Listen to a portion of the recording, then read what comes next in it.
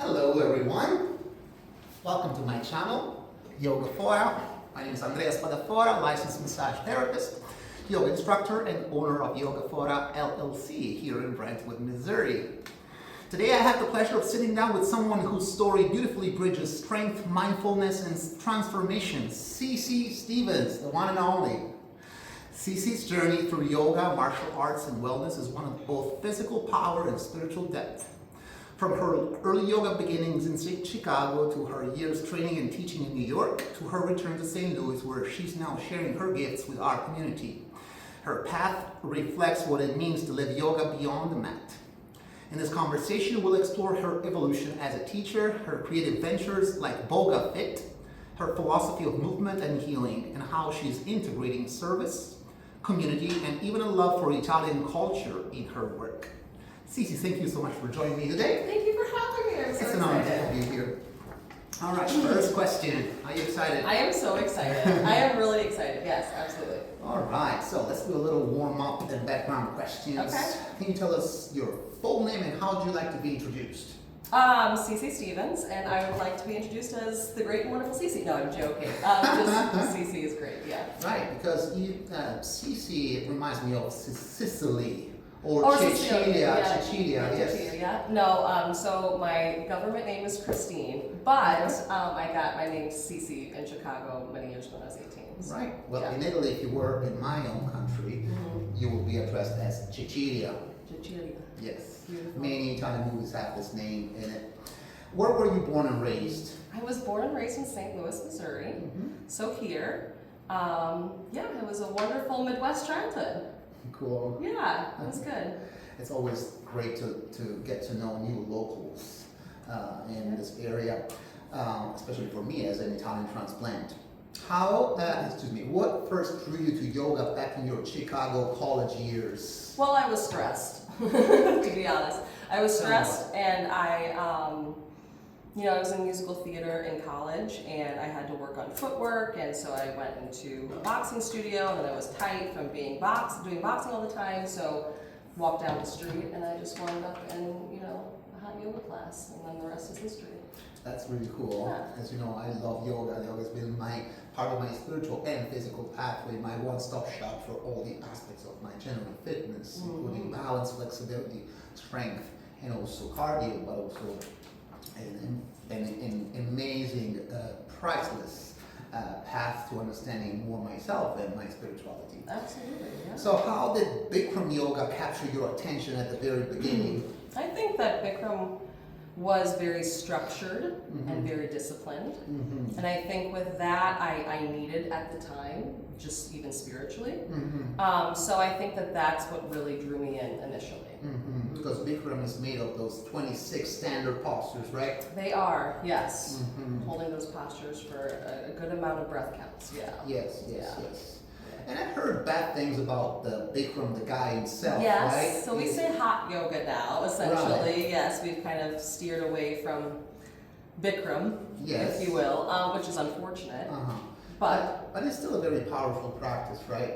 It was. I tried it. It was a very mentally structured, spiritual journey that I went on through it. Just by staying so simple, yet so powerful at the same time. Yeah, in fact, yoga is one pathway to understand self-discipline and perseverance. You trust the movement, you trust the flow, and you go back to the mat with discipline, right? It's a great pathway to build self-esteem. Did you ever imagine yoga would become such a central part of your life? I think so. I think right away I kind of knew that I needed this. Mentally, spiritually, I needed it right away. Okay. I guess as an adult, once I figured out, I'm doing all these different things. I'm being depended on for certain elements.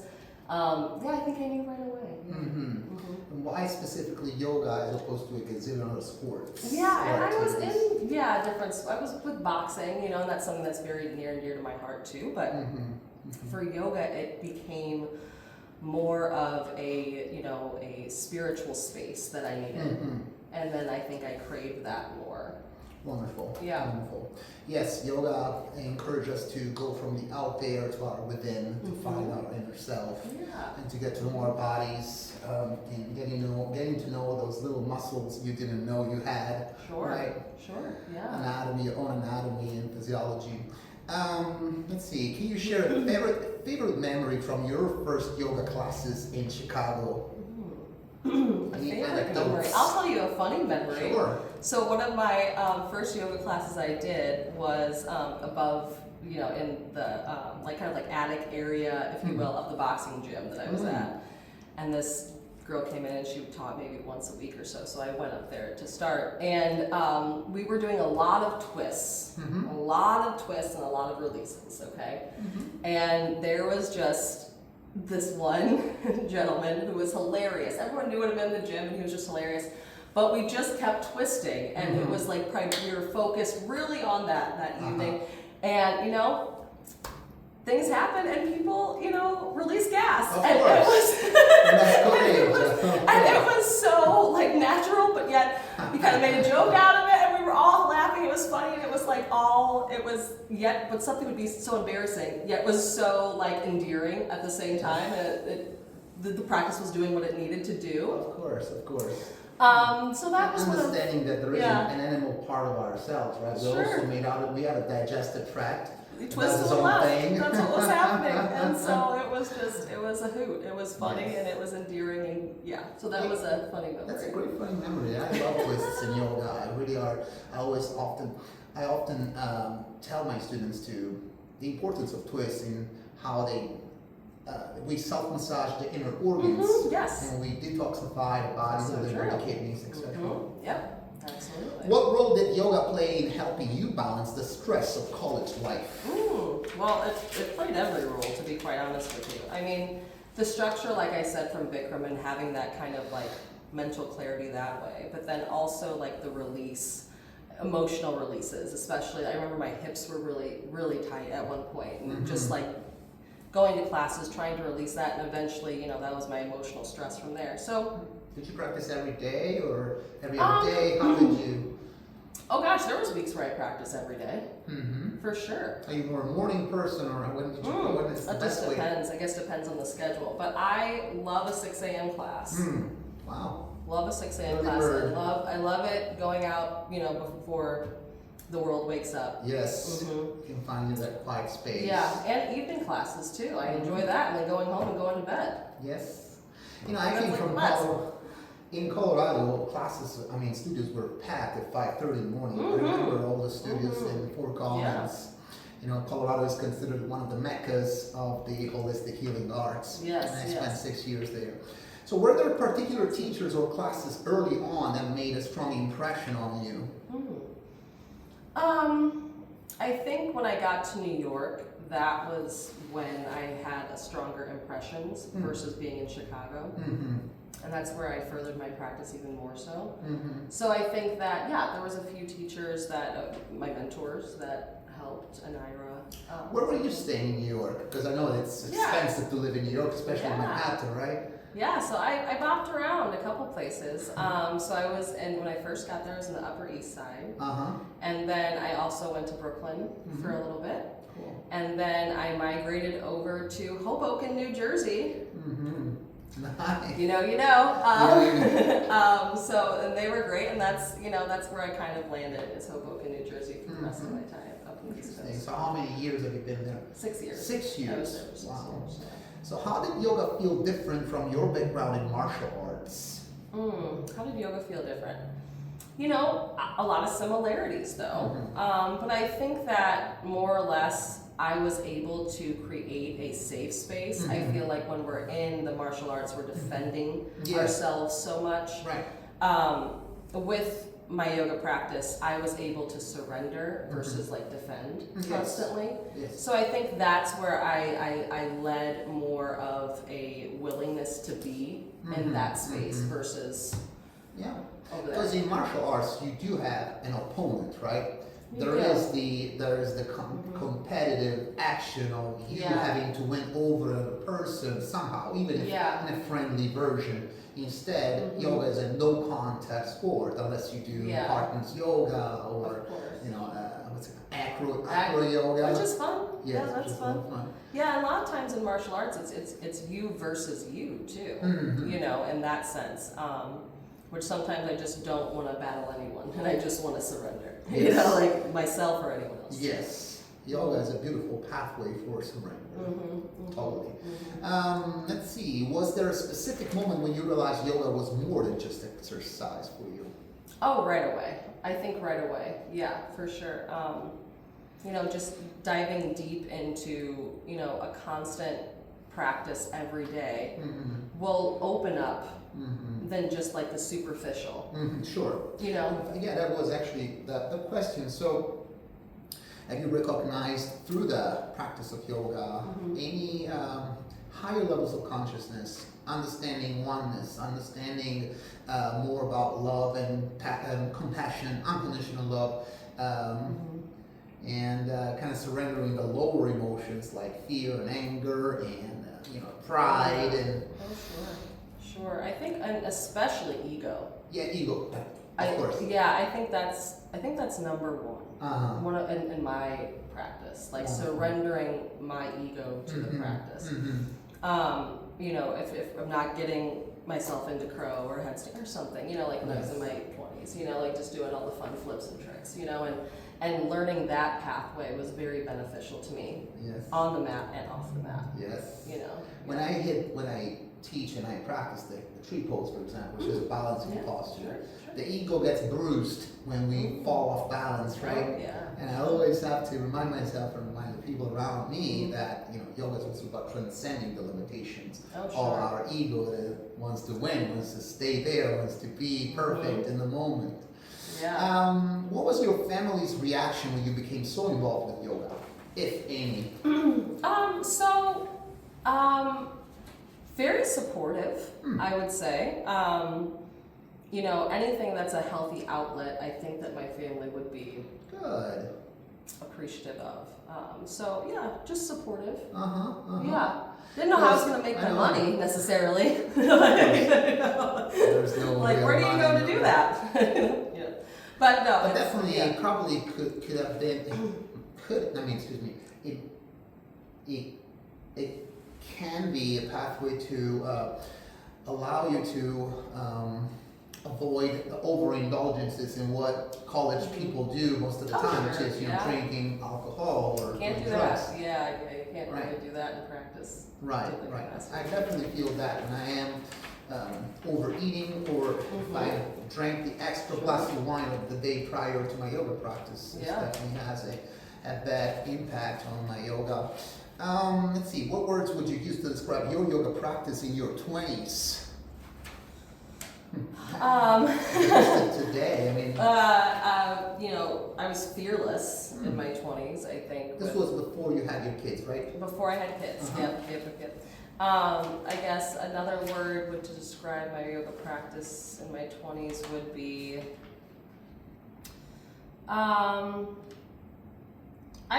was a bit naive too. I'm going to go in a different direction, just with sequencing and taking my ego and saying, oh, this will work here, but not reading the room maybe like I needed to, and different things like that. So, yeah. I got you. Beautiful. Looking back, what advice would you give your younger self about yoga and life balance? Ooh, yoga and life balance. Yeah, most interviewers always ask this question. What would you tell your younger self? Yes. What would I tell my younger self? I would tell my younger self to really let go of the fear and the doubt and insecurity of creating something for yourself, whether that be within a flow, whether that be within a business, but utilizing your faith over fear in that aspect. Yeah. Did you feel at the time that you were being easily impressionable or being influenced by the good or the bad opinion of others. Oh yeah, sure. Especially Other like people's judgment. yeah, especially being a young yogi and going into worlds where people are really established and they have their own ways and doing certain things. Your confidence can sway. Yes. And I had that many a times. There's people in yoga teachers in New York that are very strict on their ways. I don't want to use anything negatively, but yeah, and that will sway you from one direction to the other sometimes. Right. So yeah, but that comes with age. I feel like Definitely. And I can tell you, I'm almost 47, and I learned through trials and errors that there is nothing best than finding your own sense of individuation, what Carl Jung calls individuation, which is finding your radical subjectivity. There is only one of you among 8 billion people on planet Earth. Yeah, and so absolutely. you're living the movie that is called Your Life in this very moment, and I am your extra in a movie called Your Life. Yes, yes, yes. And you're the protagonist. You take you with you everywhere you go, whether you're in Chicago, New York, or St. Louis, or Italia. So let's see, who have been some of your biggest supporters along your yoga journey, even nowadays? Yeah, who are your can you say cheerleaders? Cheerleaders, yeah. So I will have to say my ex-husband was probably one of my biggest cheerleaders. Good. He was. Big shout out to your ex-husband. Yes. So he was a big cheerleader of mine. And all my friends, all of my friends, and now my kids too. Now it's really cute. That's wonderful. Now Do it's you cute. take them to family yoga or something? Oh yeah, I mean even just doing it at home, or Nice. I'll take them to some classes sometimes. My daughter especially, So yeah, You're so flexible and supple at that age. Yeah, it's You so do things cute. that are like, for them it's not yoga, it's just simple movement, I know. natural movement. That's so fun. Yeah. Do you still remember your very first Shavasana? What was it my like? very first Shavasana. No, but the reason why I asked that I is don't because for most people Shavasana is, it can be a bad experience because people are restless in their thoughts. And so they cannot stand still. They think it's unnecessary or just a loss. Or when they leave. Exactly. That's hard. Yeah. So do I remember my first Shavasana? You know what? I don't remember it point blank. I know what studio I was in, but I know it was wonderful for me versus the opposite for some, I guess. Good. You spent, let's talk about martial arts and your high energy training. You spent time professionally in mixed martial arts, boxing, Muay Thai, and kickboxing. How did that start? So I was in musical theater, and so I had to sing and dance at the same time, and I had to work on my footwork. So they said, you should probably maybe check out this boxing studio. And, boxing's all about footwork and movement. And so I did that, and I just, one thing led to another, and I fell in love with it. And that was my, I definitely don't want to have my butt kicked by this lady. Oh, no. What drew you to combat sports in the first place? No, the only, I think, tug where I was like, okay, I'll go do that was my grandpa was a Gold Glove champ, so I was like, oh, maybe I'll do that, because it's in my bloodline, and I'll go down there and it'll be fun. But I didn't have any yearn to punch anything right off the bat, so yeah. Was it maybe a ambition for self-defense? You can tell, you're a woman, but I can still kick ass. Now I did live in Chicago by myself as a young lady, so yes, that was a bonus. That was an absolute bonus. So I did jujitsu for a while, which really helps with groundwork and different elements of that nature. So that was good. Did you ever need to defend yourself in your life? Have you ever actually used your martial arts in real life? No. No, good. All right, that's good news. No news is good news. Knock on wood. No, I have it. No. How did that high energy environment affect your mind and body? And is it still the same today when you practice? You like high energy, you like I do. I like I like the balance of both worlds. So I still I train at STL Boxing Club, And I like that. I like being able to have that high intensity, and you zone out with that too. You know, it's not. It gets, you can get into a meditation with that as well. You know, depending on what kind of combos you're throwing, or if you're sparring with someone, or whatever the case is. But yeah, it's a good time. It's a good. Did you ever get injured from doing? Yeah, I've gotten hit in the face a couple times. I tried to, I was in show business, so I was trying to not try to hit the moneymaker. But yeah, of course you get hit. You get hit. My trainer hit me, just accidentally the other day. I was like, Mamma mia. I was like, okay, keep your hands up, keep your hands up. Did you find similarities between martial arts discipline and yoga discipline? Oh, Rather sure. Different kind of, you still have to be disciplined, right? Oh sure. And that direction from, let's say, your trainer or your teacher, and that one-on-one connection, and that connection I think is big too, a lot of times. So just having that kind of one-on-one scenario where you're not on a team. It's not a team sports. These are not, team elements. So yeah, many connections between the two. Yeah, let's see. Were there injuries or challenges that yoga helped you recover from? Oh yeah, I mean, just It can be both emotional and physical. Yeah, I mean, I hold a lot of tension in my hips, like I was saying earlier with the hip thing. So that alone, getting myself into pigeon, that'll do it. Okay. But yeah, so absolutely emotionally, and then that releases emotional stresses there too, in different joints. So we have I'm sure you know about it, the iliopsoas muscle, the largest hip flexor that is in our front body, right? And also some people call the muscle of the soul. Whenever we feel threatened, or maybe you're too busy being busy, or just swamped by so many activities, and we tend to want to go into a fetal position to kind of protect ourselves naturally, and that muscle get tight. So yoga, by having so many lunges and splits and half splits, help naturally to release that tight muscle. I also do hip work in my massage practice. Yeah, absolutely. Let's see. Did you ever blend martial arts movement with yoga in your practice? I did. I did. Yeah, I created a class bridging the two. Cool. And it's fluid. It feels like a dance almost, in a sense too. You know what I mean? So yeah, I have dabbled in that. There's one posture that reminds me so much of Bruce Lee or martial arts in general, and that is skandasana. Skandasana, you dip onto one side, bending one knee, and then going to the other side, nice and slow. Let's see, which gave you a bigger adrenaline rush, a sparring session or a power vinyasa class? Well, that's a great question. Adrenaline, dopamine, always highs. It's so close. I mean, sparring, I guess maybe just by a hair, but still with my practice and having like a power vinyasa, and oh man, a power hot vinyasa at that too. When you're like on the brink of the edge of like getting to where you need to get to.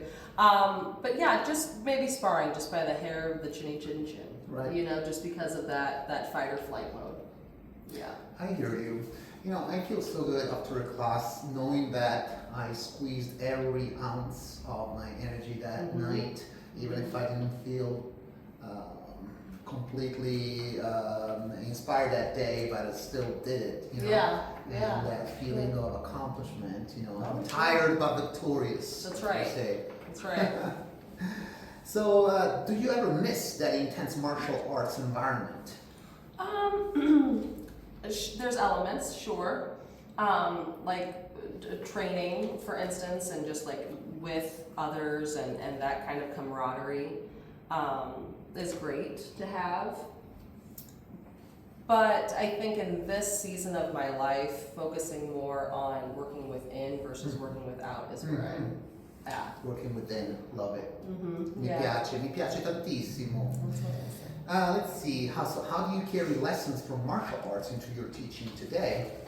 I guess I would say that the lessons I've learned through martial arts have been very structured, precise, and then also combative, which have led me to think, how can we honestly combat ourselves within our yoga practice silently, and then work through that. So different elements of, pushing forward if we're in, standing split, I don't know, something that we're really like, and your hip's about to give out and you can't go anywhere, you just finished this whole entire sequence, but how can we make it a little bit farther? It's just different elements of that will just pop up, I feel like, in a structured class that kind of help guide. Gotcha. Yeah, makes sense. Now let's talk about your New York years. Well, let's go back to your New York years and see if we can dig into that experience. So what inspired you, first of all, to move to New York? Broadway. So musical. So musical theater. So I went to Broadway. Yeah. Fun. Yeah. So working, my day job was in the martial arts and teaching yoga, and then going to school, and then nighttime was shows. So that's how I kept myself fit and active and mentally sane. Yes. And then leading into my arts. Okay. Were you actually making money by actually? In the arts? Yeah. No, not really. Not really. Not in the arts. No, not yet. No, I was still pretty young. I was off Broadway. I hadn't hit Broadway yet. Yeah, I heard that renting a shithole apartment in New York may cost. Yeah, I had a roommate. Shout out to Nicole. we had a good time. One shared a 1-bedroom apartment. One was in the living room. One was in the bedroom. You were moving with Metro, assume, obviously. Yes, Metro. Oh yeah. So what was it like practicing yoga in Manhattan studios? Great. It was so fun, exciting. So large, big, many people. So you'll have a room with 40 people in it. Wow. I mean, you're neck and neck. Laughing Lotus, shout out Laughing Lotus. You're neck and neck with everybody, and it creates such you walk and you're like have anxiety, right? Like, oh my god, so many people, right? Yeah, everything. You're just like literally like right here, and you're like, oh my god, what's gonna happen? Am I gonna hit somebody? Am I gonna I'm trying to peel and move in different directions. But it becomes such a tight, and then we're all flowing at once, and this energy force that is created is so sick powerful. And beautiful and powerful and just energetic. Totally. And I it's remember when the pandemic hit, you couldn't go into regular classes. Sure. I tried to do everything I could, even with the mask on. Oh yes. I said I don't want to do yoga online. I want to connect with the energy field of the class. It's different. Totally different. It's just not the same. There's nothing that can replace human contact, one-on-one human flesh. Absolutely. I agree. So, which yoga styles did you explore while in New York? I mean, there's many styles. Oh yeah. I mean, I did a lot of vinyasa. That was fun. I stuck with a lot of vinyasa. Pardon me. Because I was able to, I feel self-express and give myself artistically through that, and find others that could do that artistically as well. Would you be able to, what do you think about restorative yoga? Sure. Yin yoga. Yeah, I love yin. Do you enjoy that? Yeah, I love yin. Yeah. Good, because you hold stretches for an extended period of time. You work more from within, from the inside out, right? That's very true. Yeah, I've utilized a lot of yin during my now practice with my now students versus, but I think that there's general, you go through seasons and pockets and people. Very true. Very true. Was there a particular teacher in New York who left a mark on you? Yeah, Anira, we love her. So she was very energetic in her methodical way of teaching. Is she still teaching? Oh yeah, she is, and she does yoga retreats all over the world. Cool. She's inspired many. Wow. So she is just, I hold a lot of space and love for her in my heart. That's great. I hope you can see her again soon. Yes, it's I will. always good to have, in my experience, I tend to gravitate to the people that resonate best for me, and the same for people. Some people cannot really, don't like my style, and that's totally fine. Yeah. So I don't lose my sleep over the people that don't like me. Let's see. How did Ashtanga or Power Vinyasa shift your personal practice? Well, it made me stronger. Make you stronger. Okay. Yeah, I mean, it made me stronger in many different elements. But I think that strength carries you through so many different styles too. I would attribute the strength that I've received from it. What was it like balancing acting with your yoga journey? A lot of actors are yoga teachers. Really? Interesting. A lot of actors are yoga teachers and vice versa. So it was very common and it was very easy, and you could pick up a class from someone here and pick up a class from there, and one has an audition here, so it was very communal, very, very nice. I know that so many people go to New York to wanted to begin a career in acting, right? So you must have, you must have beat some kind of competition, right? You have to audition. How did you find that environment, that competitive environment? You want to prevail among like millions of other people. Yeah, I think you just believing in yourself. Yes. Faking it till you make it. Fake it until you make it. To be quite honest with you, teaching and acting, I mean, not to say that we're not in tune with our students and we're tapping into the room and all these different elements of the energy from others, but you are kind of acting through your classes. I mean, let's be real. You have to be able to pronunciate and direct and be that center of attention without being the center of attention, because we're all one here. And it's just so absolutely. It really goes hand in hand. My mentor, Rose Pelosi, Yes. Hi if she sees this, but I took a continuing education with her, and what she was saying is that becoming a yoga teacher also raises your self-esteem, and you become a public speaker. So you have to be able to get from behind the curtains into the center of the stage, and then the yoga becomes your stage. The yoga mat becomes your center of the stage. It does. So, it is very exciting. It's very common in New York for that to take place. Cool. Cool. And there's also a lot of street performers in New York, right? Oh yeah, no, sure, of course. Oh, the street performing is their stage. Let's see. How did managing a yoga studio in Hoboken change your perspective? Did I say it right? Hoboken. You did, Hoboken, no joking. So it was a good time, and what was it? Change my perspective? Yes. How did it change my perspective? Yeah, you managed the yoga studio. How did you find that position? Well, I found that having proper coverage is always good. That's honestly how I became a yoga teacher. Oh, okay. So my perspective is everyone goes through certain things, even yoga teachers. Yes. Okay, and sometimes we can't show up for 30 people a day, or 3 or 4 times a day, how all my teachers were teaching. Yes. So I found out that through my practice, I learned, or through being in Hoboken, managing that studio, that the yoga teachers are not invincible. We are not invincible. Oh, we're all human mortals, We're mortals. all, yes, even though we project as like these, I'm walking on clouds kind of a person when we first enter a room, and we can support everyone, but sometimes we can't. And so that's how I initially became a yoga teacher. I was showing up for kind of my teachers. So you were subbing? I was subbing, but then I needed to be legal here, so I have to learn really what I'm doing, So that's where you took the RIT 200. I did. So I did my teacher training there. Was it like a work study position? No.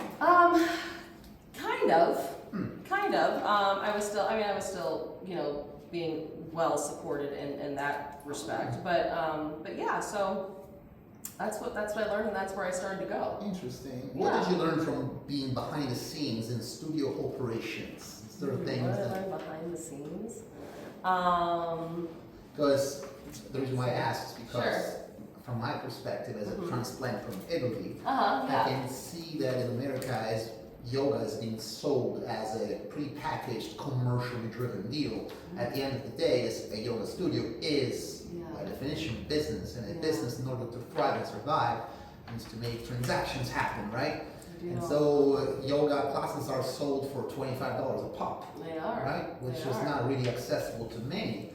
So did you notice like there's more communitarian endeavors in where you started, like donation based or? Sure. So I had karma yogis. So karma yogis were my front desk staff throughout the week. So I would be running everywhere. I'm not always there. It couldn't be.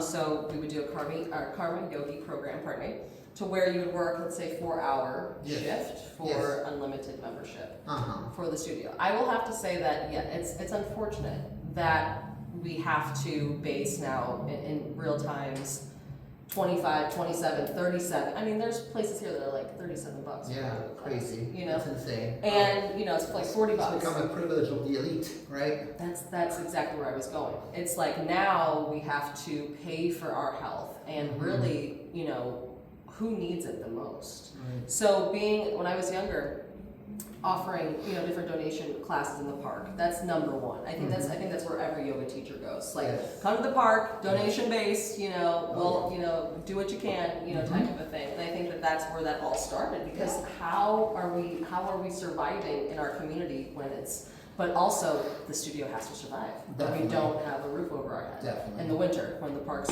closed. You know, like, In my experience, the way that I saw yoga teacher training and the pathway of becoming a teacher was also one way to establish my co-health insurance. To There be you go. honest, I have very shitty health insurance. okay. But by pursuing a disciplined practice, I know that by doing my preventative care, There you by go. putting the right things in, stop putting the wrong things in, and Mhm. stepping on the mat and trusting the movement, which is a form of movement therapy. Yoga is a form of movement therapy. Yes. I know I'm going to be healthy. I know I'm going to be independent. Sometimes I show off to everybody, my clients, how to put on your socks, standing on one foot and Mhm. extending the leg. Mm-hmm. You Yeah. can show it off too to your wife or partner if you come to yoga. Yes. All right. The So, yoga. how did you feel when the studio personally funded your teacher training? Was that true? Yes. Uh huh. Yes.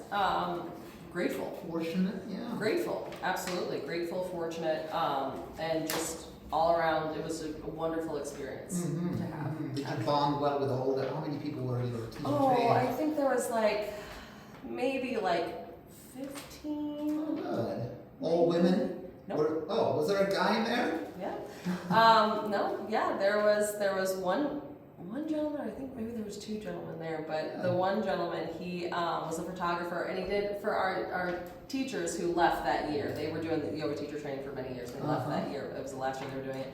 And we did beautiful poses, and he took pictures of us, and we did like a huge collage with him, and he was wonderful. So, Do you believe yoga is a female-dominated industry?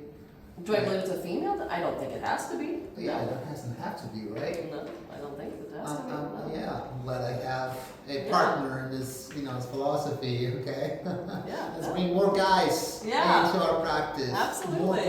More boys. I used to take the fighters. The fighters would come to the yoga classes with me before I ever started really teaching and all The that. fighters? I worked for the UFC for many years, Oh. and that's where my martial arts background comes Uh-huh. from. So they're fighters, boxers, Oh, the and fighters. MMA fighters, and I would take them to do hot yoga all the time. Absolutely. And it's very manly. It is. It can really kick your ass. Yeah. It can be very challenging. Absolutely. Let's see. Let's see. If you could go back, would you do anything differently in those years? No. No. No. Good. Yeah. No. No. I'd love to see some pictures of you back in New York Sure, City. yeah. What made you decide to, coming home, returning to St. Louis? Well, initially. Because I heard that most people return to St. Louis. Yes, they do. So that is something. That's what I Yeah. heard. Oh, it just sucks you back in, doesn't it? Okay, so but for me initially, we started a family, and my son had to have a surgery, and the best doctor out of the country was from my hometown in St. Louis. Oh, So okay. I, by way of starting a family, which most people come back to do, start a family, be close to their Yes. family. I did that, and that's what happened. So we came back without a hesitation, and I was close to my mom. She's here, and yeah, that's why I came back home. I often say jokingly that when you do private investigations, you either follow the money or you follow the family. There you go. Even in my case, you follow my son, that's where my son lives, Yeah. and Yeah. here I am, St. Louis. Yes. I'm an alien, I'm a legal alien, I'm an Italian American in St. Yeah, Louis. we're good. We're good. How did it feel to reconnect with your hometown community? It was different. I never thought I was going to come back here. Mm-hmm. And, I think what the biggest shocker for me was going back to health and wellness and how having it be so privileged and people only in certain pockets taking advantage of those privileges. Yes. And I think that coming back home, it was just a different lifestyle change for me. So there wasn't, a gym on every corner. There's not, juice bars everywhere. It was very different. That shock for me was different. And because I had my whole adulthood in Chicago and New York. I lived at 17, coming back at almost 27. That's a long time. A long time, of course. I can see that. I came to the U.S. when I was already 26. Yes. For me, it was a huge adaptation, major adaptation. Huge. But I think St. Louis is becoming a good hub for everything. Yes. It offers at a cheaper price many opportunities, especially for families if you have kids. It's a lot of free activities. Great for children. It's great for children, yes. Great for children. I couldn't beat it for that. I agree. Yeah. What's different about the yoga scene in St. Louis compared to New York?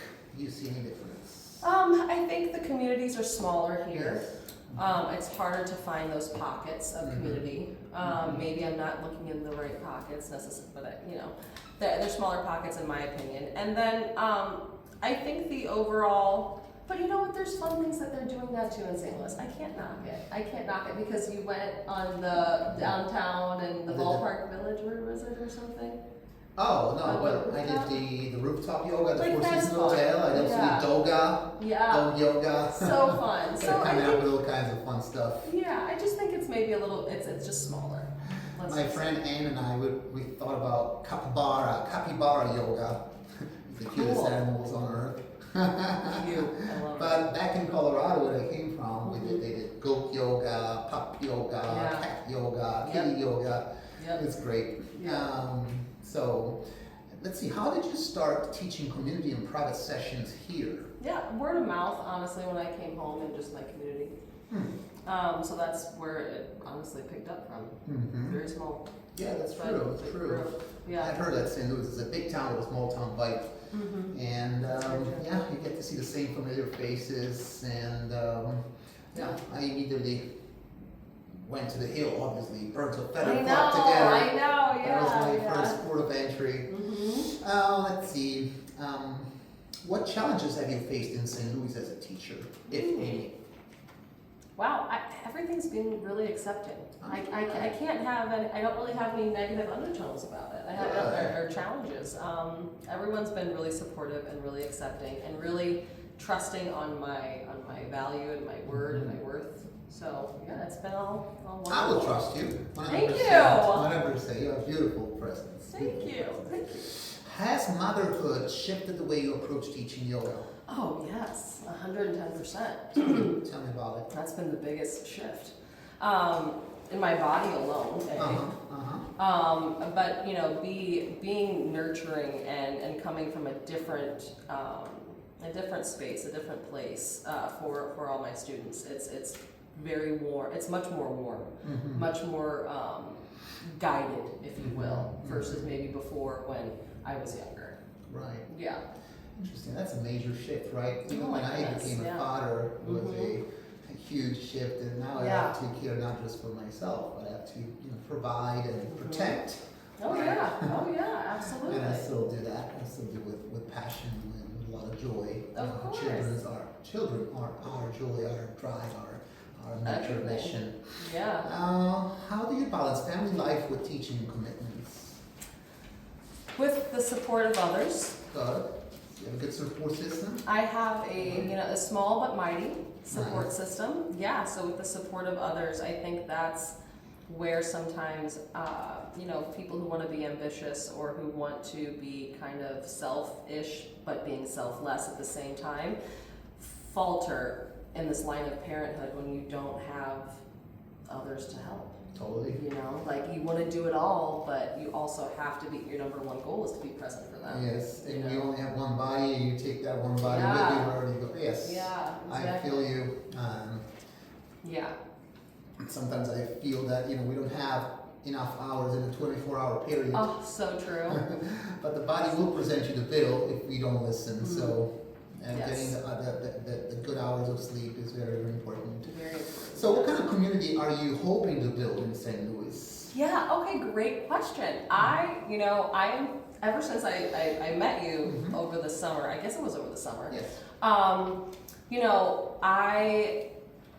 I kind of say like sometimes I'm a bad Italian. You know what I mean? So. Well, you definitely look Italian. Thank you. If you were to go to Italy, everybody will think. I know they're gonna talk to me and I don't know. I'm not gonna be like. Gorgeous, beautiful Italian. Yes.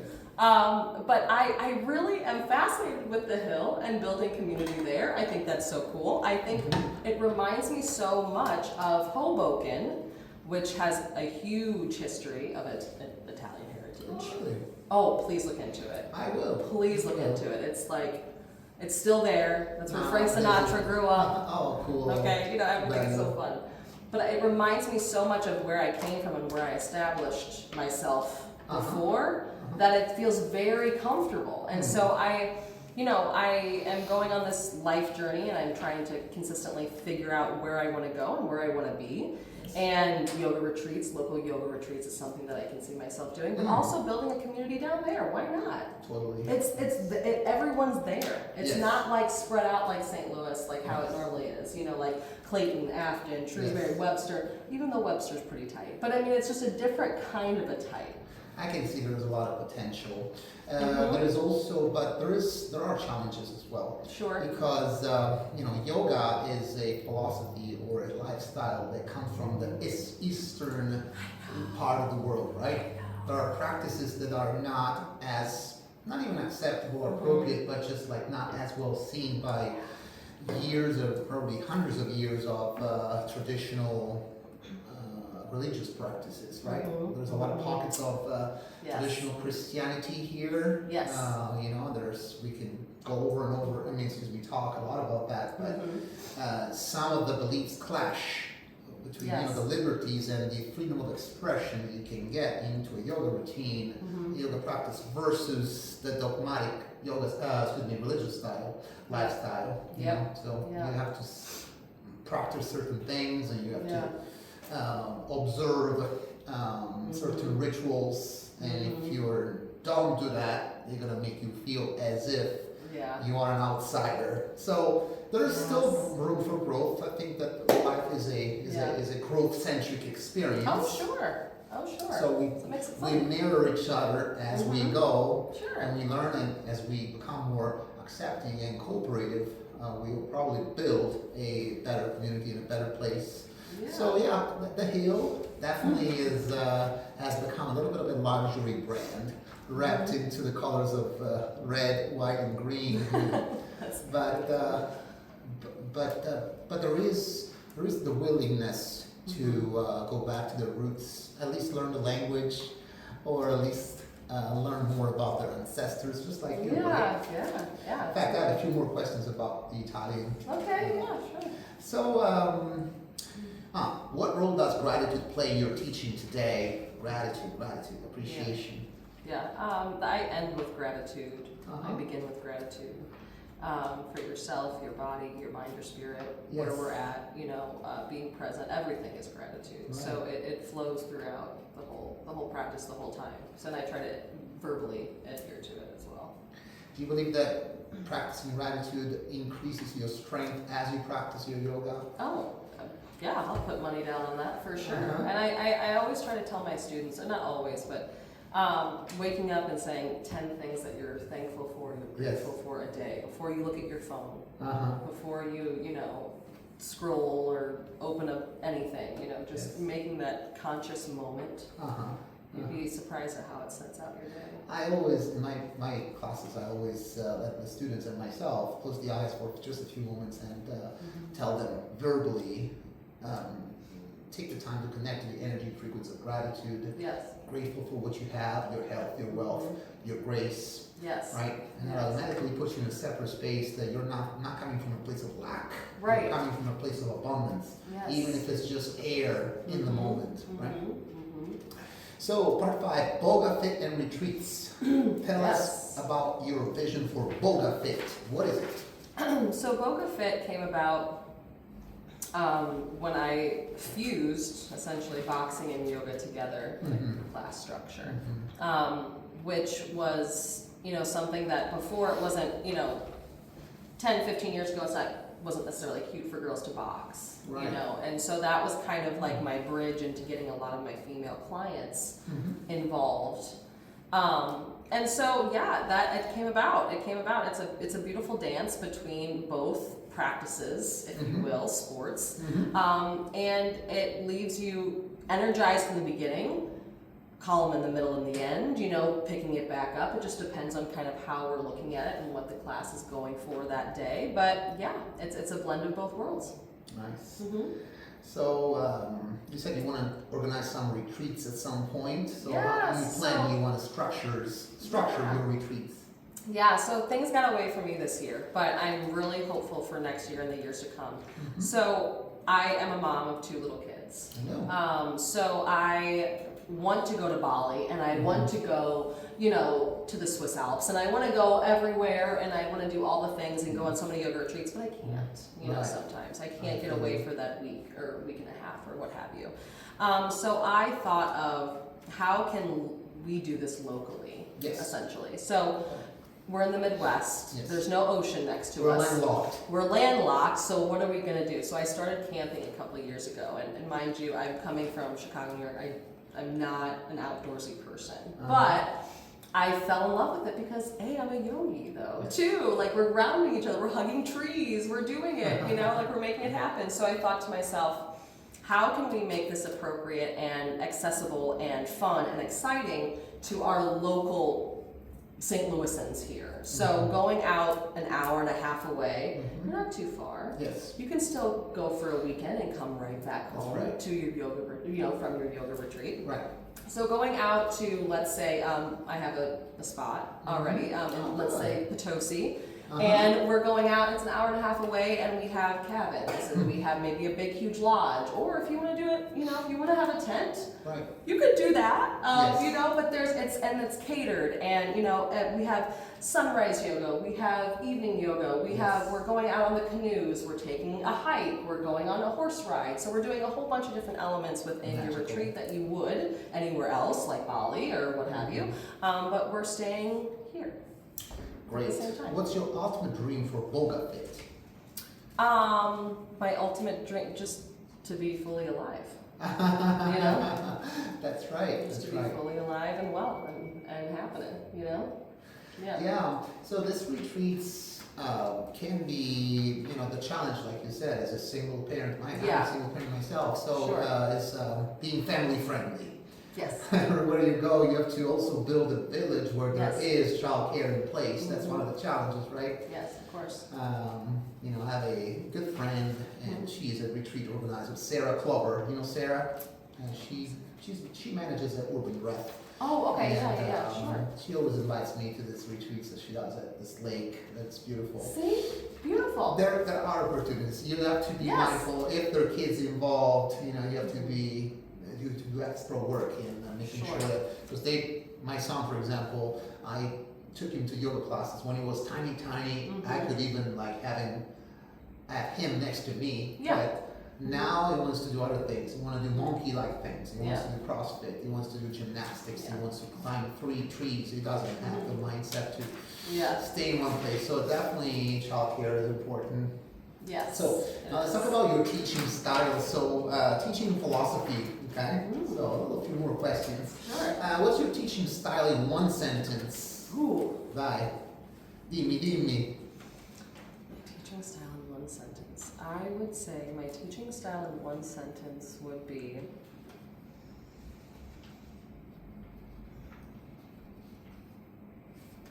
my teaching style is supported yet freeing into where we can flow however we need to. So not putting, now I'm going into it. So that's it. We'll just put the period on that. But I want to elaborate by saying not putting restrictions on what your body needs. Right. Maybe I should say that. Absolutely. Switch my sentence. Beautiful. Okay. Thank you. That's great. What do you want students to feel when they leave your class? Again, supported. supported. I think that and safe. And So- heard. Yes. Yes. Because there's nothing that, I start off with a lot of my classes now just because of my demographic. What do we need to support today? Right. What are we feeling that we need to support? And if you say something like, oh, my upper back, or oh, my hip, blah, blah, and I don't put in something in that sequence, you're not going to feel it. You're not going to feel like you're in a safe space where you can now be honest with me again. I was thinking that a lot of people in America needs a therapist because they don't have a whole lot of people to talk with and vent out their shit. They do that, or a good hairstylist. And so having a place where they know they can go to and be felt and heard, Yes. right? And it doesn't cost $85 for 45 minutes for a session. That's Yoga, that does the trick too, guys. Yeah, I that's save true. tons of money in therapy for my practice. That's so Tons. true. Well, and then Shit a lot of teachers, we are therapists though, because we're talking to our Yes. students after class. Yes. It's like we're Yes. still having conversations. Yes. Yeah. And it's raising the importance of others. Yeah. Letting others, highlighting, shining the bright light on them rather than talking about yourself. That already Yeah. is so valuable. Oh yeah. So valuable. Even if you're not as top notch as in the cueing portion of the practice, you're not always on point with the alignment of the body and the anatomy and physiology. But as long as you make people feel heard and important Absolutely. and touched. Same with massage therapy. That's what I do. Sure. Mine is one-on-one. In fact, my next question is, how do you approach one-on-one yoga therapy? Do you do one-on-one? Yeah, I do private. Yeah. Okay, so tell me about it. Yeah. I don't do it as often as I used to, because I do like the energy in the class structure. But I think that people who take that time and value one-on-one practice is something that's very special, sacred, and serious. So Are you actively looking for one-on-one students? Yeah, I can. Yeah, absolutely. I've dialed back, just with everything with life a little bit more so than I used to be. But You seem to have a busy schedule between I know taking it. care of kids and work and teaching. So I know it. Yeah, I got some other things in the works too. So As we all do. I'll tell you about it. how do you create safe space for students of all backgrounds? How do I create safe? Yeah. I think my energy gives that off right away Good. too. I Because think in my that's- case, I'll tell you my Sure. challenge is yoga encompasses not only all backgrounds but also all age ranges. Yes. People come in with different injuries, surgeries, and traumas. And it can be, physical abuse, sexual abuse, whatever it is. Yes, Right? So yes. you want to create this trauma-informed environment, but it's not a fit Sure. for all, or what do you Sure. say, cookie cutter. Cookie cutter. Cookie there you go. cutter environment. Yeah. So how do you make that? Because that's one of Yeah. my challenges. Yeah. Well, I think my energy gives that off. Mhm. Hopefully, right away at a jump.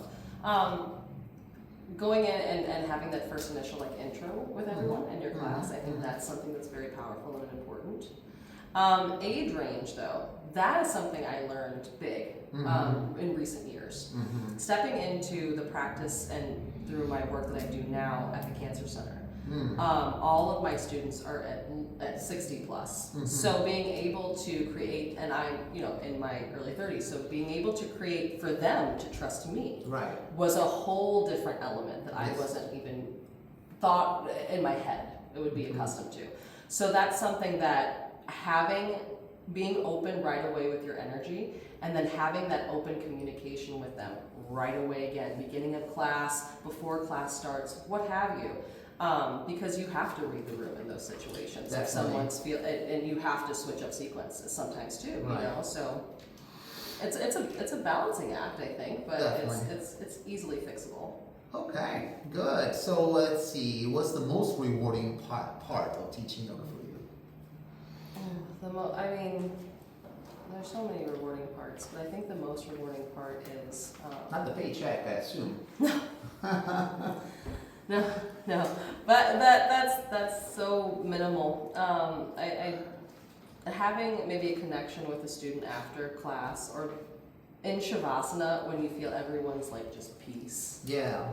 That's a good feeling. Yes. That's a Somebody's good feeling. releasing that dropping of the weight. Yeah, they're just everything is gone. You know, they're just melted. You know, I feel like that's such a good feeling. And then collectively everyone's on that same wavelength too. Yeah. That's so rewarding for me. So sweet. Yeah. It's like floating in the Mediterranean Sea. Good one, yeah. The Mediterranean Sea. Good one, yeah. Do you use humor in your classes? I'm kind of funny sometimes. Awesome. Yeah. Sometimes, you know. I am a big believer in the use of humor. Ludendo docere means to teach with fun. It's Latin for to teach with fun, right? Yes. Humor transcends negativity by recontextualizing it, by exposing human fallacies that would otherwise be unapproachable. Yep, right? and I think it also helps you remember. You know, if it's something that's more humorous versus something that's not, you know, you pick it up. That's true, that's true.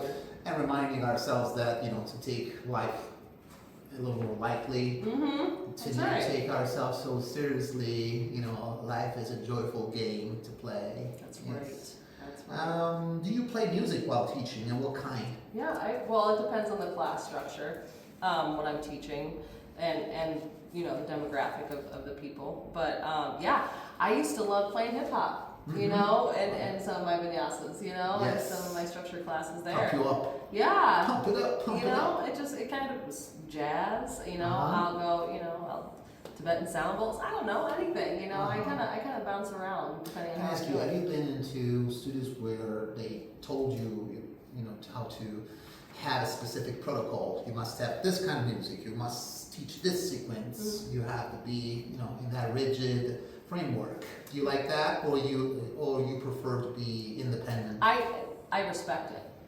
Depending on where I'm at, I respect it. I respect your studio and your space and what you're creating for others. But if it was me on my own, I would like complete artistic freedom to flow. Yes. Now, not to say that I'm not going to open and close things appropriately and how they should be, and I'm going to keep everyone safe. And of course, sit in on my class. Of course, let's do all those things. But I would prefer to be like a free bird. Yes. I call it, it's like jazz improvisation. Yeah, you trust the flow. One of my favorite drummers, Vinny Colaiuta, says, you know, a thought is the enemy of flow. Thought is the enemy of flow. When stop thinking, yes, when you get into that space of mind where you're not thinking, you're just flowing, words pop out of your mouth without being necessarily, you know, staged. Yep, you're tapped in. You're tapped in. Yeah, you are for sure. in that state of flow. That's the best part. Let's see. How do you approach teaching beginners versus advanced? Well, I say beginners go in the back, advanced go in the front. No, how do I I heard another thing. I heard that the boys should go in the front and the ladies in the back, but that's a different story. right. I just, you know, I approach it as anyone would or should, I guess I should say, but in observation, you know, and then obviously take some blocks, you know, like do the modifications. Yes. Don't be shy to do that, Yes. please, because you're gonna dump something into somewhere where it's not supposed to be, and then you're gonna hurt the next day. It's just not gonna be good. So taking the ego out of it too for many as well. But yeah, just kind of go with the flow. Go with the flow. Who have been your most influential yoga mentors? Because we all have some. I do have my mentors. So mine would be Andrea, as I was speaking previously. Is there anybody in St. Louis? I don't have one. I want to name someone in St. Louis, but I don't know many in St. Louis to be a mentor. I know. I gotta meet Rose, right? Rose and Megan, the Yeah. Megan, big shout out to Megan. Megan is not only stunning, beautiful, outside, but also she's able to have an impeccable cueing sequence. I mean, the way that she cues is slow, methodical, and perfect. Yeah. Not nobody's perfect, but the way that she does it, she projects that humble personality. And she's leading retreats in Portugal. She's going to go to Italy next year. Oh, so I did meet her. That's who I met. She was doing the retreats. Yes. Oh, I loved her class. Yes. I loved her class. Just so good. She's donated ton of clothes for my son, Oh, from how her wonderful. stepson. Yes. We're great friends. We Oh, text good. almost, several times a week to stay updated. Yes. And it's good to create this camaraderie between us. Mhm. Not every teacher, because we're all on different paths, and we kind of have our own favorites, Yeah, the people that we sure. can kind of click better. But Megan is definitely somebody to follow for Yes, sure. that's what I was trying to see with Yoga 6. I was like, who was that teacher that I had? And she said she taught Yoga 6. Okay. too. Yes. So, yes. Megan. Yes, Megan. wonderful. She also teaches at the athletic club, Missouri Okay. Athletic Club. That's right. That's right. So, do you currently have any spiritual personal development mentors guiding you? Right. So, podcasts, books. What are you reading these days? I read Mel Robbins Mhm. with the Let Them Theory. That's the last thing I read just recently, which is great. But what about like major ones like Deepak Chopra or Karen Yeah. Miss or like Yeah, I Dr. don't- Wayne Dyer, those mainstream ones. Yeah, as of right now, I'm flying solo. Oh, good. I'm flying solo right now. I'm tapping into myself Mm-hmm. and what I've learned thus far. Doesn't mean that I'm not going to approach things in the future sooner rather than later, but I'm just flying solo Do right you now. journal? Like, when you get new creative ideas, do you put them down on paper in the morning when you do meditation? You know, I should, but I haven't in a long time. And I feel like it's an amazing outlet. Mm-hmm. I feel like sometimes for me, to stop thinking is what I'm focusing on now. Like my boxing coach, we're doing these combos and like trying to get they're like 10 punch combos, 13 punch combos, 15 punch combos. You gotta remember all this stuff, He just told me, you think too much. You think too much. You need to Exactly what I was gonna say. Thinking Right. and just be in the moment. Totally. As soon as they said those words, I'm flowing like a roach. You know what I mean? So Well, one of my mentors said, he equates it to riding the crest of the wave, which means that in the moment you're riding to the crest of the wave, you are releasing, allow yourself to release your past, you release the anticipation of the future, you're staying in the very moment, like as we are right now. There's nothing more real than being the two of us in this room. Yeah. Right. Yeah. Interesting. So now I want to hear, since you said your mentor is the lady in, what's her name in New York? Anira. Yeah. So what's the best piece of advice she has ever given you, if you remember one? Beyond just the yoga, physicality. Putting you on the spot, right? Yes, she would, I guarantee you that more than once or twice, she would say, be true to yourself and let no one dim your light. Mm-hmm. So, and in my younger years, I was influenced in certain elements, again, going back to your confidence. Mm-hmm. And the dimming of the light thing, I think, was the most powerful thing for me, to just have it shine. Sure. And not forget that I'm still bright, and we're still out here. That reminded me of some of the years I spent, several months I spent, until I finalized my divorce and I finalized a parenting plan. So there was times where I was missing my son and I still had to find the light within and to keep going and carry on day after day. So I would do this practice for myself. I would buy a set of candle lights, like the cheap ones at Walmart. Sure. Every morning I would wake up and light my own light, and that represents the light, my personal light, and the one Yes. I still do that sometimes. I use it, and even in yoga, I always light a candlelight in front of my mat. Oh, good. Yes. It's kind of like making your own bed. No matter how shitty or great your day was, you're going back to that you made. Yes. And that gives you a wonderful, little small sense of pride in the moment, and say, my unique life matters because I am, full stop. Yes, and I think it's important. That's how I end all my yoga classes. The light in me honors the light within you. Okay. So that's how I sign, seal, and deliver. Wonderful. Let's see. Have you found teachers outside yoga who inspire your practice? Sir, do you follow somebody else that is very valuable to you?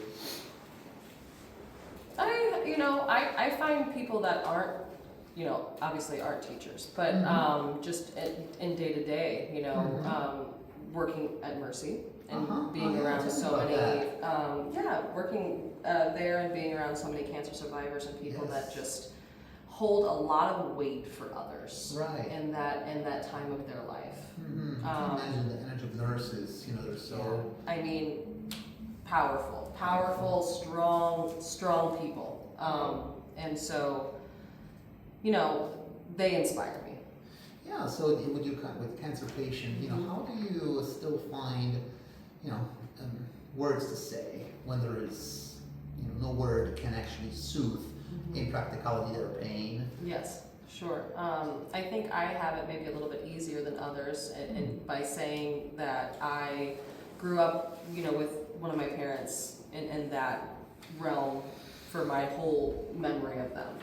And so speaking from just my personal own trauma, if you will, but then,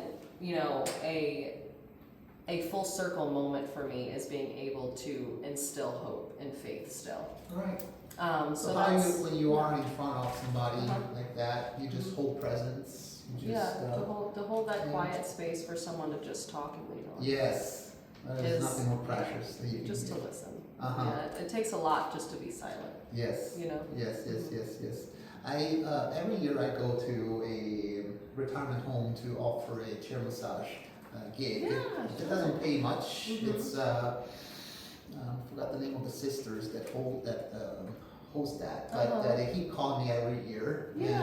So I don't do it for the money, but I know I'm going to be next to people in their late 90s, sleeping on their wheelchairs by the fireplace like this. And they wake up and they start talking about themselves and telling their lives. It's so rewarding. Yes, absolutely. So you mentioned about podcasts. Do you listen to any podcasts regularly? I listen to a whole bunch of random podcasts all the time. I'll just, I'm a creature of change, and I will listen to mom podcasts. I'll listen to, philosophical podcasts. I don't know, just anywhere, all over the board. I just like putting it in my ear and just having someone talk to me. You know what I mean? Yeah. Sure. I enjoy it.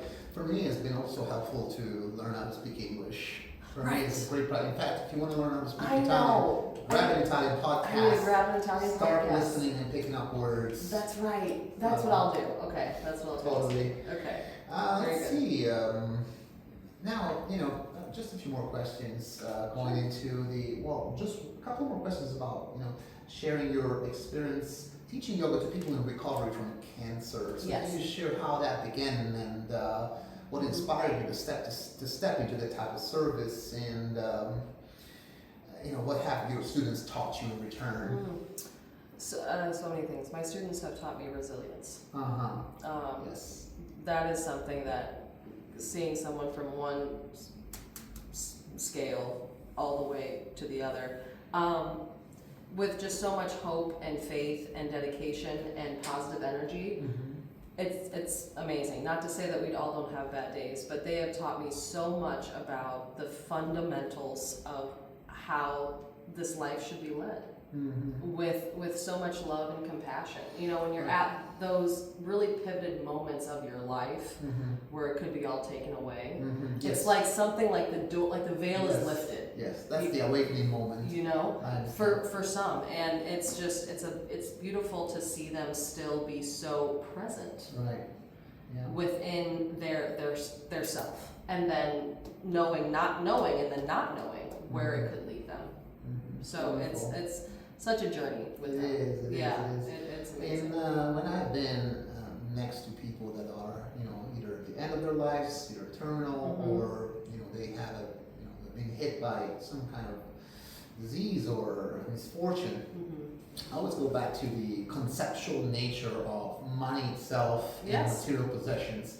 Everything by definition that we consider physical is subject to the law of impermanence, right? Even ourselves, even the sun, we have been given 100 years at best to live in a healthy condition. If we do the right things, we can make choices that prolong this journey. Yes. And we can either choose to do things that can accelerate the demise of this journey, right? If we overindulge in bad habits. Sure. But yeah, so when you are at the last stage of life, in my experience, is that most people will not tell you, oh, go fetch me the keys to my Ferrari. No. They will tell you, go get me the people that I love the most. Go get me my kids. Go get me my wife. Go get me my sons. And so, like, you know, those are great awakening moments. Yes. That I experienced myself. All right, so let's talk about Italian heritage. Italian heritage and the hill.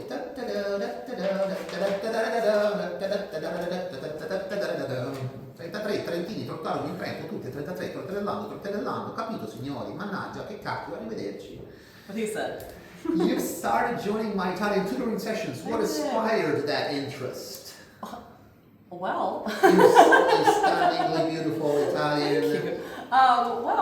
When I met you at the yoga class, again, I was like, where did you come from? And then you said, I was like, I'm a bad Italian. I should know this stuff. I should know how to speak Italian.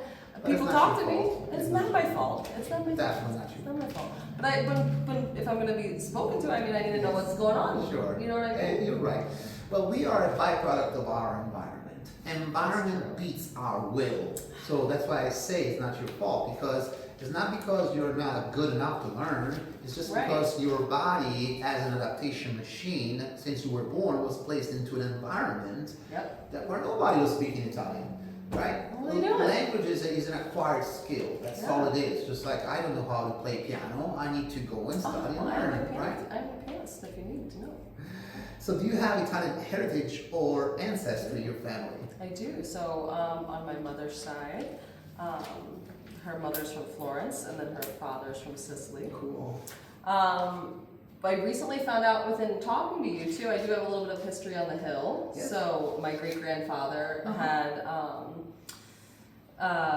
it was called Venegones, his last name, but it was Venegones Huddle, and he sold it to my cousins, my second cousins, and it was on the hill for many years. Oh my goodness. So yeah, Wow. I have a footprint there. I can come That's anytime awesome. I want. I got it in. I'd love to go with you, absolutely. Well, it's closed. That's not there anymore, but that's fine. At least I have it into the hub. Yes, You know, I'm in there. absolutely. You are in it. Yeah. So if you could travel now, let's say that you've never been to Italy, right? I have not. So if you could travel anywhere in Italy tomorrow, where would you go first? I've been asked this multiple times, and I am a water sign, so I love water, and I would want to go to Venice. Venezia, okay. Yeah, that's a very unique city. I know. Suspiciously expensive. And very touristy nowadays, but that's got its charm and it's got its just jaw-dropping views. Just want to be around the water. Right, but if you want to be around the water, I would say that you know, where I'm from, for example, I'm from the Amalfi Coast. Yes. You can go to the beach and be in the water, like swim in the water 9 months out of the year. So there are some coastal destinations that I can recommend. Thank you, I appreciate that. Now, finally 4 questions. Okay. What advice would you give to someone just starting yoga? Breathe. Yes. Breath Just work. breathe. Breath work is everything. Your breath is everything. Right, absolutely. Let the prana, the chi, the life force, the energy to percolate in every cell of the body starts with breathing. The yoga is 190% a breathwork practice. Yes. I agree with you. How has yoga changed the way you see yourself? Oh, I'm not as hard on myself. You know, you're more forgiving, you're more understanding, more loving. Yes. Caring, compassionate. That means that's an indication that yoga is working for you. Yes, for sure. Yes. For sure. If you want to learn how yoga is working for you, take a look at your relationships. Very good. Yeah. What are your dreams for the next 5 to 10 years? Right? Another great question. Because everybody waits for the kids to be emancipated. You know, once you hit 18, you're out of the house. They give you the boot in America. I know, I hear that. We are mamoni in Italy. We like to stick around. Well, I want my son to stay with me forever, so that'll be fine for me. But tell me. So I do have I have something cooking in the works, and so with my yoga retreats, great. But I have always, you know, even within my personal relationships, my, you know, business, what have you, I love to create that community and that hub, right? And I really want to open up a yoga studio. Yes, wonderful. Oh Well, my maybe we can join God. ventures. I And, know. right, and the thing is, you know, talking about gratitude, one of the best gratitudes I have is that we live in a time in human history that is unprecedented. We have Yes. more opportunity at the click of our fingertips. Yes. There's never been before. I can Yeah. call my mom in Italy right now. It's 1 a.m. in Italy right now. But if I want, I can call at will at no cost to me with an internet connection. Sure. Right? Yeah. And so we live in a time that there's so much abundance that we can draw from. Yeah. And make choices that are exactly, lead us exactly where we want to go. Yeah. As opposed to spend millions or money that we don't have Yeah, in sure. marketing, advertising. And so there are opportunities these days that are available to us. So Yes, it's beautiful, and why not? why not? A That's land of right. opportunity, right? Yes. There's, you know, you have to have a combination of being real and, you know, knowing that we also live in an environment that is governed by a transactional process. Nothing is free in this free country, right? No. So you have to offer Yeah. a package that's sustainable Yeah. for both yourself as a potential business owner Yes. Yeah. and the community at large. Yeah. So It should be a fun time. how do you want your students to remember you? That's a deep question. Yeah, that is a deep question. I would like my students to remember me as just a safe, fun outlet. Uh-huh. I've used humor my whole life, and I think that connects with so many people. Mm-hmm. And I want them to feel safe and supported, and I hope that they can see that, you know, that I was like a funny outlet for them, Yes. you know? So not just the outer, but also the within, whatever you have inside, right? Of course, yeah. Not just the Italian stunning beauty that we have Oh, in the camera here. Well, Cici, thank you so much for sharing your heart, your wisdom, and your journey with such authenticity today. It's inspiring to hear how your path from martial arts to yoga, from New York to St. Louis, continues to evolve with purpose and creativity. Your story reminds us that transformation isn't just about reinventing ourselves, but about returning to balance, to awareness, to what truly matters. To our listeners and community, thank you for being here with us. If Cici's story resonated with you, I encourage you to connect with her classes. By the way, let's talk about how to find you, right? Because I know that if something is important, they will find you. So how do we find you? Yeah, so definitely you can do Bogafit, and that's for all of my Instagram handles. And there. What is your Instagram handle? So it's Bogafit. Oh, okay. Yeah, just Bogafit. And then also just my name, Cici Stephens. Good. Yeah. Awesome. So I encourage you to connect with our classes, retreats, community offerings. You can also stay connected with Yogaphora for future interviews and wellness collaborations that bring together movement, mindfulness, and meaning. Until next time, may you stay grounded, open-hearted, and guided by a purpose. Much health and much grace. Thank you. This was so fun. Thank so you glad. so much. I'm so Thank glad. you. That was so fun.